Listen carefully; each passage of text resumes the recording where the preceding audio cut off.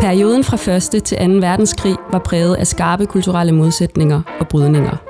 Mellem land og by, mellem samfundsklasserne og mellem de politiske standpunkter. Den moderne verdens hastige transportmidler og strømlinede arkitektur banede sig vej ud i de krogede landskaber. Det nye stod lige over for det gamle. Det usamtidige optrådte samtidigt. Det kom ikke mindst til udtryk i tidens nye populærmusik, jazzen, og dens videreudvikling i 1930'erne til swingmusik.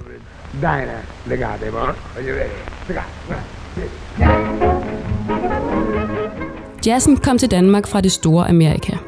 Og ikke nok med, at den nye musik var amerikansk, den var også sort og meget, meget moderne. Ja, for datidens øjne og ører var der næppe noget, der stod i skarpere kontrast til det lille Danmarks traditioner og selvopfattelser. I mødet med jazz- og swingmusikken kom flere af tidens grundlæggende sociale og kulturelle modsætninger til udtryk.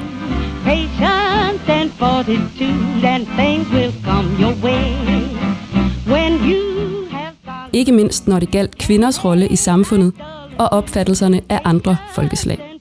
Således gik det også til, da den kvindelige musiker Valeda Snow i 1940 gæstede den østjyske by Randers.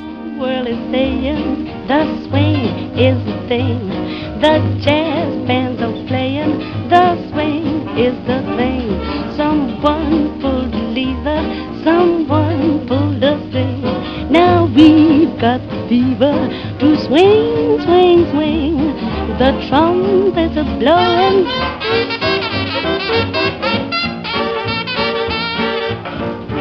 Don't mean a thing if you ain't got that swing. I found out, you know and I know that swing is the thing.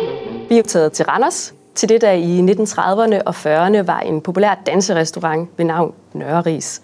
Hvad kunne man opleve her sådan en tilfældig fredag aften? Man kunne gå ind og få et dejligt måltid mad, og så kunne man jo træde dansen til tidens toner.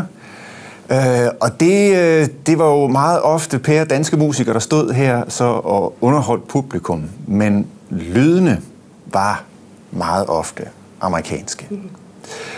Og i starten af december 1940 kunne man være heldig, hvis man ellers kunne få plads. Der var så godt som udsolgt. Men man kunne være heldig at opleve Valeda Snow, som var en sort amerikansk sangerinde og trompetist og entertainer. Man kaldte hende for trompeternes dronning, eller den kvindelige Louis Armstrong. Og hun optrådte altså her hver aften i starten af december 1940. Hvordan var en kvindelig Louis Armstrong endt her i Randers af alle steder? Ligesom mange andre jazzmusikere endte hun med at spille i Europa i løbet af 30'erne, og var så på Skandinaviens turné, da 2. verdenskrig brød ud, og det lige pludselig blev svært for hende at komme hjem igen. Så på den måde endte hun med engagement i adskillige danske byer, heriblandt Nørreris her. Når vi i dag hører betegnelsen jazz, så tror jeg, der er mange, der tænker på sådan en meget kunstnerisk og meget ambitiøs musikgenre. Var det også den type jazz, som Valeda Snow hun spillede? Nej, det var det ikke.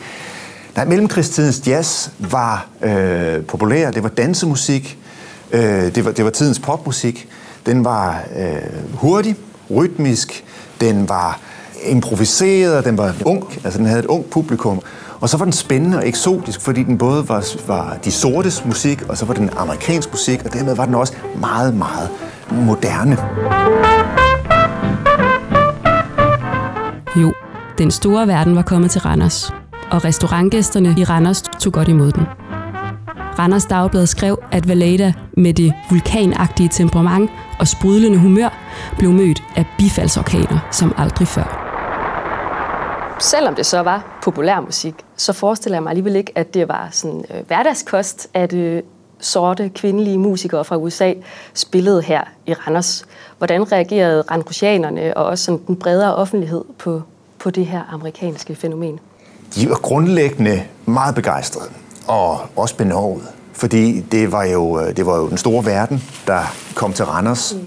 Og hun var bemærkelsesværdig på flere måder. Altså dels var hun autentisk amerikansk jazzmusiker, det var nok i sig selv. Men så var hun jo kvinde og sort, og begge dele var sådan ret bemærkelsesværdigt på den her tid. Det, at hun var kvinde, gjorde jo, hun indgik jo i den proces, hvor altså kvinder i stigende grad trådte ind i offentligheden. Men det var stadigvæk et særsyn, at kvinder sådan tog den rolle, som hun spillede. Altså i Danmark havde man jo fået den første kvindelige minister, Nina Bang, i 1924, og man var også vant til, at der stod skuespillerinder og sangerinder i front for det store orkester. Men Valeria Snow kunne det hele. Altså hun kunne synge, hun kunne spille på sin trompet og på utallige andre instrumenter, hun kunne danse, og hun kunne dirigere orkestret, altså hun kunne lede orkestret. Og så det her med, at hun er sort, betyder mindst lige så meget. Både for hende og i et bredere kulturelt sammenhæng. Fordi det, at sorte mennesker agerer og træder frem og får succes i det gamle Europa, det blev opfattet som en trussel imod den gamle europæiske civilisation. Og hvis man er meget glad for den gamle europæiske hvide civilisation, jamen så ser man selvfølgelig jazzen og hele den sorte kultur som en trussel. Så det er ligesom den ene fløj i debatten om jazz og sorthed og den slags ting. Der er også en anden fløj, som synes, at det, de her sorte mennesker står for, vil være sådan livgivende. Men det er jo karakteristisk, at begge parter i den her strid, både dem, der er jazz-forskrækket og dem, der er jazz-begejstrede, de forbinder jo noget af det samme, den samme anderledeshed med det sorte. Altså begge parter kan henvise til, at sorte mennesker har rytme i kroppen, eller at de er mere i kontakt med deres følelser og drifter og impulser, end vi hvide mennesker er. Så man kan sige, at nogle af de her racestereotyper går jo igen på begge fløje i den her strid. I must have that man. Så der er ligesom nogle mere sådan grundlæggende opfattelser af verden og brydninger gemt i den her historie om Vallada og jazzen. Ja, det er der. Og man kan jo sagtens se videre implikationer af det her også. Man kan jo se også træk af forskellige tidsopfattelser i jazzkulturen også. Altså hvordan jazzen kan blive et billede på det, som man har kaldt for det usamtidighed. Altså det at træk af forskellige tider ligesom optræder i samme tidsrum. For på den ene side, så det at jazzmusikken og jazzkulturen kommer hertil fra de amerikanske storbyer, men det indebærer jo, at den står som det mest hypermoderne, man kender til i den her periode. Og den kommer til at symbolisere en slags fremtid, som verden er ved at udvikle sig hen imod, nemlig det her amerikanske storbyer.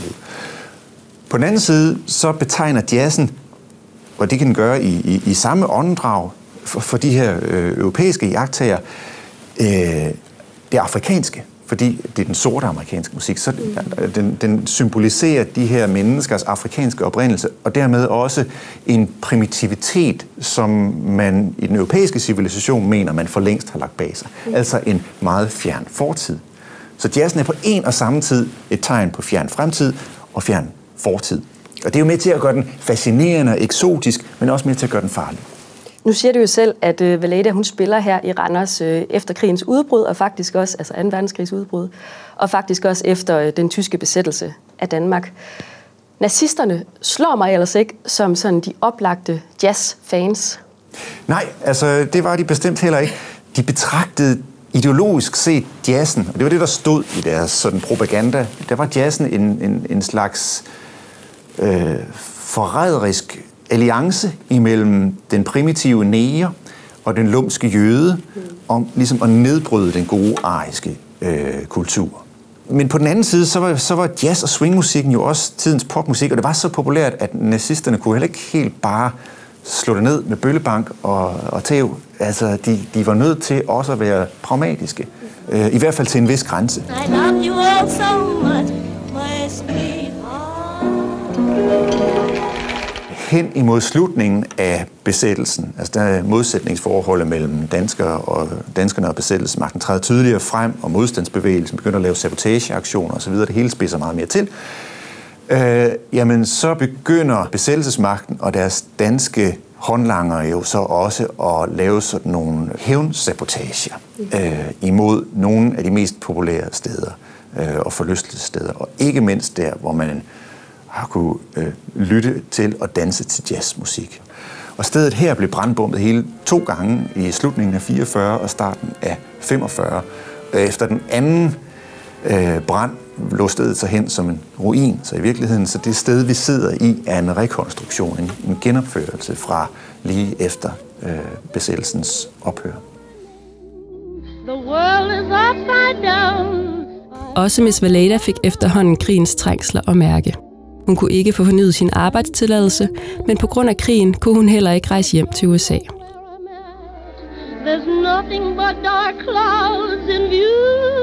Hun endte med at sidde og kukkelure på sit værelse i København, og i de følgende måneder blev hun sat i forbindelse med misbrug af morfinlignende stoffer og ret omfattende rapserier af sølvtøj fra restauranter. De danske myndigheder satte hende i forvaring i Vestre Fængsel, og i foråret 1942 lykkedes det dem endelig at få hende hjem med skib via Göteborg. Trompetdronningens bifaldsorkaner blev afløst af skandaler og skam. Oh, but maybe I'm to blame.